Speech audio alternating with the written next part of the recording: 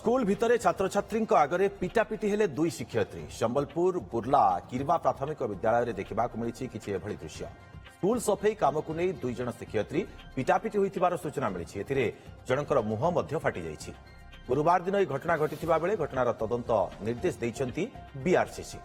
तेबे आपण देखि पारुथिबे से चित्र केमिति मुह फाटी जाइछि। जणे शिक्षयित्रींकर पिलामानक सामने पिटापिटी होउछंती दुई जन शिक्षयित्री। गुरुवार दिन यह घटना घटिथिबा कुहाଯାଉଛି। स्कूल भितर छात्र छात्री आगे पिटापिटी होती दुई जन शिक्षयित्री संबलपुर बुर्लार किरवा प्राथमिक विद्यालय में देखा मिली किसी एभली दृश्य। स्कूल सफेई काम को नहीं दुई जन शिक्षयित्री पिटापिटी होते जहाँफल जनकर मुह फाटी जाइछि। दुई शिक्षयित्री जिते पिटापिटी होती जनकर मुह फाटी जाइछि। गुरुवार दिन यह घटना घटिथिबा कथा कुहाଯାଉଛି किंतु यार तदंत निर्देश दैछंती बीआरसीसी। अधिक सूचना पाई आमर संबलपुर ब्यूरो हेड संजय जेना बुर्लारे उपस्थित अछंती। संजय, ये घटना प्रकृत में गुरुवार कुहाଯାଉଛି। ये केमिति कौन घटिथिला घटना? गोटे छोट कथा जोटा कि सफेई कथा को लेकर दुई जन शिक्षयित्री पिटापिटी हेले ता पुणी पिलामानक सामने स्कूल पिलाक सामने।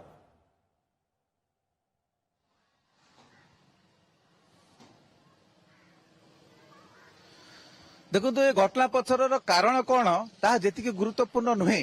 घटनाटी केउं जगार घटला केउ मानक उपस्थित घटला ता सबुठारु गुरुत्वपूर्ण और खूब संवेदनशील। एथिपाई एमान होचंती कोमलमती पिला माने जो माने कुकी शिक्षक शिक्षयित्री जो माने ताको चालिबार बाट बत्या कथा जो माने शिक्षा देबा कथा संस्कार देबा कथा सेही भली छात्र छात्री आगे दुई शिक्षयित्री परस्पर मध्य मारपिट हवा रक्ताक्त हवा ये सबुठारु विडंबनार कथा। एवं सेमान जा कहउचंती जे सेमाने स्वीपर को डकैथिले पायखाना सफा करिया पई टंका केते दिया निया हबो ताकू नेकी उभयक मध्य आपत्ति हेतिला कथा कटाकटी परे एभलिया घटना घटिला। आ ताठरो अधिक संवेदनशील कथा होची एभली घटना घटे कि पुणी से छात्र छात्री द्वारा मोबाइल ताकू वायरल करबा ताकू शूटिंग करबा सी मध्य ताठरो अधिक संवेदनशील कथा।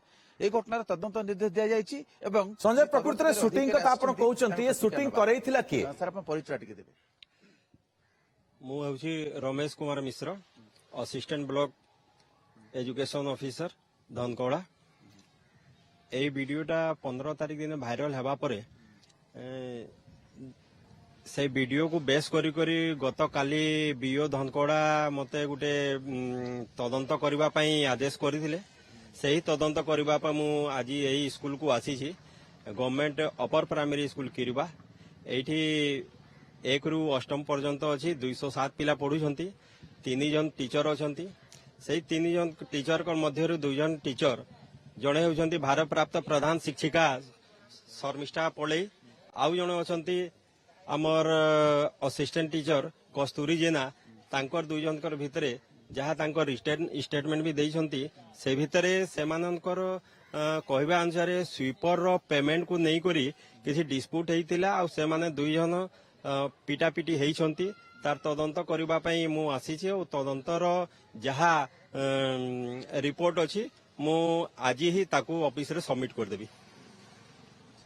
ये गोटे खराब परंपरा ने स्कूल भितर शिक्षानुष्ठान भितर छोट कोमलवती पिला माने से शिखिबे कौन शिक्षक माने बाट देखा कथा ठीक भूल भूल ठीक बाट नबार कथा जे ए दायित्व नबा कथा से निजे एभली असम्मानजनक काम करछंती। ए स्कूल नाही कौन सी भी एजुकेशन इंस्टीट्यूशन रे ए प्रकार घटना बिल्कुल ग्रहणीय नुहे।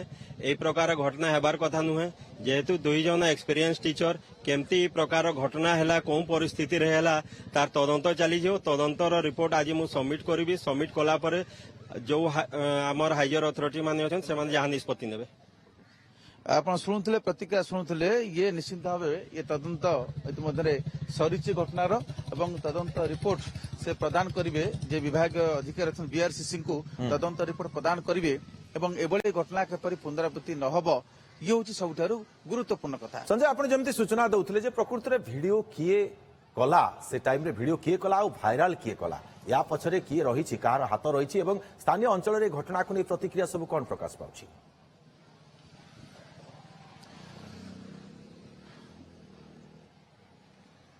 देखो वीडियो कौन सी बाहर लोक करना कि स्कूल प्रेमिजेस भितर को कौन सी थर्ड पर्सन जाइना जिते घटना घटुला घटना घटिया परे जड़े शिक्षयित्री अन्य छात्र छात्री को मोबाइल लेकिन शूटिंग कराई सेहीपरि निजर सेल्फ डिफेन्स आउ जन शिक्षयित्री से कहते देखी करैली तेणु छात्र छात्री को ଠିକ ବାଟ ପରିଚାଳିତ କରିବା ପରିବର୍ତ୍ତେ ସେମାନେ ଓଲଟା ଛାତ୍ରଛାତ୍ରୀଙ୍କ ହାତରେ ମୋବାଇଲ ଧରେଇକି ଏଭଳି ଘଟଣାକୁ ସେମାନେ ସୁଟିଂ କରାଉଥିଲେ।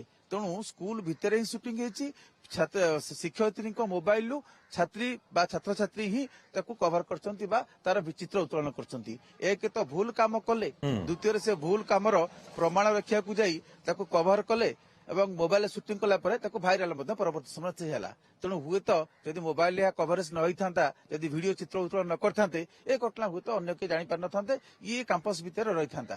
ତେଣୁ ପ୍ରଥମ କଥା ଯେ ନିଜର ଭୂମିକା କଣ, ଗୁରୁ ଯିଏକି ଛାତ୍ରଛାତ୍ରୀ ମାନଙ୍କୁ ଠିକ ବାଟରେ ପରିଚାଳିତ କରିବା କଥା, ଭଲ ବାଟ ଦେଖିବା କଥା, ତା ନ କରିକି ନିଜେ ସେମାନେ ଖରାପ କାମରେ ଲିପ୍ତ ହେବା, ପିଲାମାନଙ୍କ ଆଗରେ ଏଭଳି ଘଟଣା ଘଟେଇବା ଏବଂ ତାକୁ ପିଲାମାନଙ୍କୁ ନିୟୋଜିତ କରି ତାକୁ ସୁଟିଂ କରାଇବା ବା ମୋବାଇଲରେ ତାର ଭିଡିଓ ଚିତ୍ର ଉତ୍ତୋଳନ କରିବା, ତିନୋଟି ନିଶ୍ଚିତ ଭାବେ ଗ୍ରହଣୀୟ ନୁହେଁ। ନିଶ୍ଚିତ ଭାବରେ ବହୁତ ଧନ୍ୟବାଦ ଆପଣଙ୍କୁ ତମାମ ସୂଚନା ପାଇଁ ସଞ୍ଜୟ।